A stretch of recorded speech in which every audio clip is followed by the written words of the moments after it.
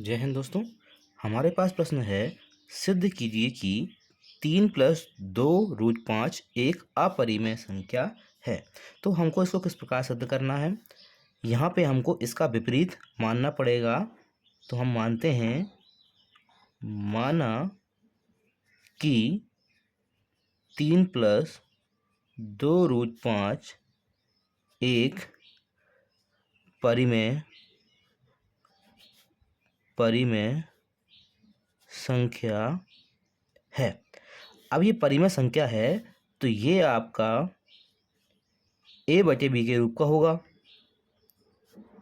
a/b के रूप का होगा क्योंकि जो परिमेय संख्या होती है वो आपकी a/b के रूप की होती है, और जहाँ पे b बराबर नहीं होता 0 के, मतलब जो हर है वो 0 के बराबर नहीं होता है।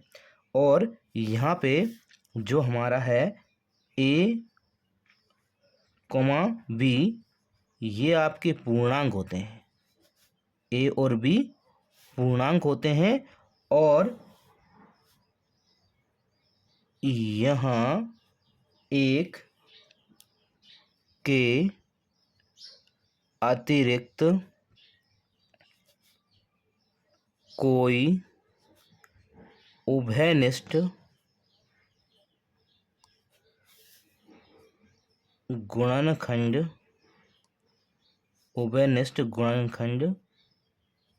नहीं है। मतलब इन दोनों का जो HCF है वो आपका एक आता है। तो अब हम आगे बढ़ते हैं। यहाँ पे हम 3 को इस तरफ ले जाएंगे तो ये हो जाएगा आपके पास 2√5 बराबर a/b। 3 इस तरफ जाएगा तो ये हो जाएगा -3। अब यहाँ जो 2 है, हम 2 को इस तरफ ले जाएंगे, लेकिन उससे पहले आप एक स्टेप बनाते हैं।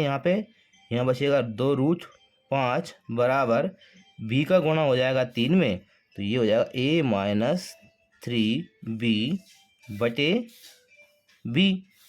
एलसीएम हो जाएगा b आपका।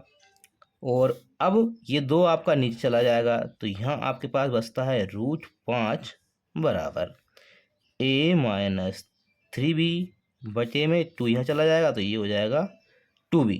अब यहाँ हम देख पा रहे हैं कि यहाँ a और b आपका पूर्णांक था, ठीक है, पूर्णांक है, और यहाँ आपका 3 आ रहा है b के साथ, यहाँ आ रहा है 2b के साथ, तो ये आपका क्या बन गया, परिमेय संख्या बन गई है। तो हम लिखते हैं यहाँ a-3b/2b एक परिमेय संख्या है। ये परिमेय संख्या है तो आपका √5 भी क्या होगी, परिमेय संख्या होगी, ये बराबर है। तो √5 भी एक परिमेय संख्या होगी।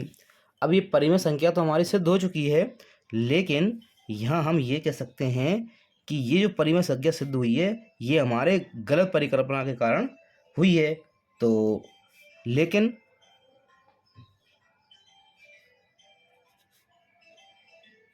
हम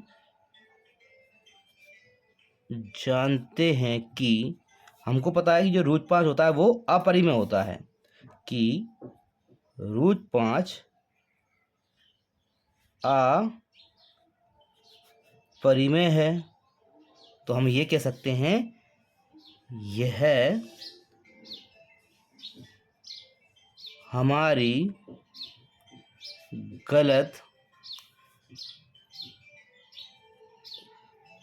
परिकल्पना से प्राप्त हुआ है। हमारी गलत परिकल्पना क्या थी कि ये परिमेय है, ठीक है, तो ये हमने परिमेय सिद्ध हो चुका है, लेकिन हम जानते हैं कि √5 जो है वो आपका अपरिमेय है, तो ये हमारी गलत परिकल्पना से प्राप्त हुआ है। तो हम क्या कह सकते हैं, अतः ये जो आपका है 3 + 2√5 एक अपरिमेय संख्या है। ये आपका आंसर हो जाएगा।